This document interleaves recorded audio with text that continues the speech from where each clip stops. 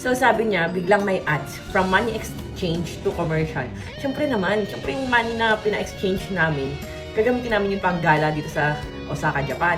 Kaya siyempre next dun may ads na, may commercial. Para may pang-money exchange ulit si Buntis, di ba? Ayan, dito tayo sa Osaka, Japan. Mangingitlog na ako next month. At huwag mo kakalimutan mag-check out nito. Rosmar Cagayaco Premium Tinted Sunscreen. Kung gusto nyo maging kasing kinis ni Buntis. Ayan, as in, going 8 months pregnant with baby boy. Mangingitlog na ako next month. Ngayong August. So ito, check out nyo na. 299 pesos. Ito yung ginagamit kong tinted sunscreen. Kaya mala foundation finish talaga. Ayun o, nag-comment ni Jenny. Kaya hindi siya nakaka-plug ng pores or nakaka-cause ng pimples. SPF 70 PA++++ pa. Ayun, ganda ng packaging natin. And, huwag na kayo mag-check out ng old packaging ng vanilla soap natin dahil ito na. Ang dami kasi namimeke. Akala nyo pag Rosmar nakalagay, ako na agad. So sabi ng iba, tinimpon sila dun. Pero yung mga legit na nakakabili ng legit na Rosmar sabon, sobrang ganda daw. Ang bis daw pumuti, ang bis kuminis.